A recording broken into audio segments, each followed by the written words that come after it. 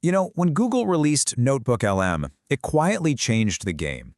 The whole idea was that instead of you just asking an AI questions, the AI could understand your specific documents, your context. Well, it seems like that phase is over. Today, we're looking at what feels like the next logical step, an AI system that isn't trying to understand your content, but is trying to understand you. Okay, let's break this down because the leap here it's pretty significant. NotebookLM was a breakthrough because it grounded the AI in your sources, right? It understood your files. Learn Your Way takes that same idea and flips it. Now, instead of the AI learning from your documents, the AI is actually learning from you. And we need to be clear, this is way more than just a simple product update. This is a fundamental pivot in the philosophy here. We're moving away from just retrieving information and heading toward a system that personalizes the way you reason through it. And that gets us to this core concept they're calling reasoning-level personalization. This is absolutely the key. The system isn't just asking the basic question, what topic do you want to learn? It's asking a much deeper one. How should I teach this to you? It's trying to adapt to your unique mental model of how the world works. So let's get one thing straight.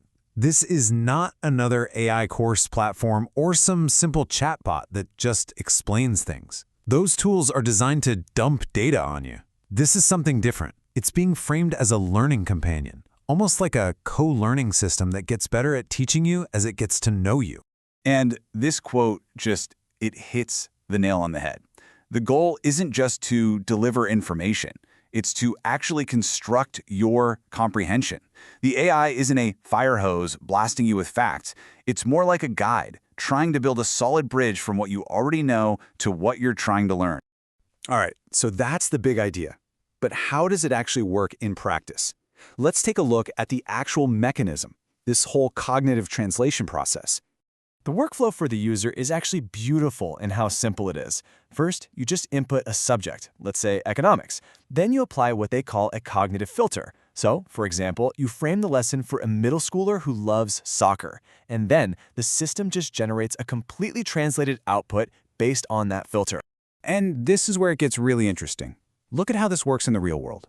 A super abstract concept like a market economy gets translated into something way more tangible. The soccer transfer market. Demand and supply becomes clubs buying and players selling. I mean, can you imagine explaining player value by comparing Messi and Ronaldo? That's the level of deep personalization we're talking about here. So the secret sauce here is that the AI is using the learner's existing knowledge, in this case soccer, as a reference point. And that is so key. If you're trying to wrap your head around something complex, having a familiar anchor makes all the difference in the world. It's kind of like using a basketball to explain the orbits of planets. And this adaptation isn't just limited to text. The AI actually reconstructs the entire learning experience across all these different formats. It will create custom slides for you, narrated audio lessons, even structured mind maps and quizzes to check your understanding. These aren't just extra features, they are all different roads the AI can take to build up your knowledge. Now, the demo is really compelling, but the big question is always the same. Does this personalized approach actually work? So let's dig into the data. I mean, this is the make-or-break question for any education tool, right? Does using one of these cognitive filters to translate complex topics actually lead to better learning? And maybe even more important, does it lead to better long-term retention? Well, the early data suggests that yes, it absolutely does. On this slide, you can see the results pretty clearly. Learners who used Learn Your Way scored about 77% on their tests, which is quite a bit better than the 68% for people who just used a standard digital reader. But honestly, the retention numbers are where things get really striking. Yeah, this is the number that really matters. A 78% knowledge retention score. That's a full 11 points higher than the control group.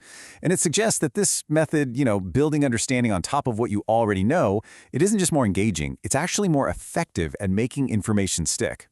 So what's our verdict here? Well, this feels like it's a lot more than just a new tool. This could be a genuine restructuring of the entire AI-assisted learning process.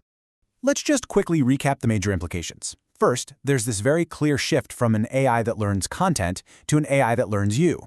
Second, this really creates a new blueprint for how humans and AI can learn together, as partners. And third, it signals a move away from just pulling up data towards a future of custom-built knowledge tailored for every single individual mind. And this quote really just captures the verdict perfectly. This is not about an AI teaching the exact same lesson to everyone. This is about an AI co-learning with you and adjusting its methods on the fly as it goes. It's a huge move toward a truly collaborative model. And that leaves us with a pretty profound final thought to chew on. As these systems get better and better, not just at knowing things, but at understanding the very process of how humans comprehend information, well, it forces us to ask a really critical question about the future of education itself. If AI can learn how we learn,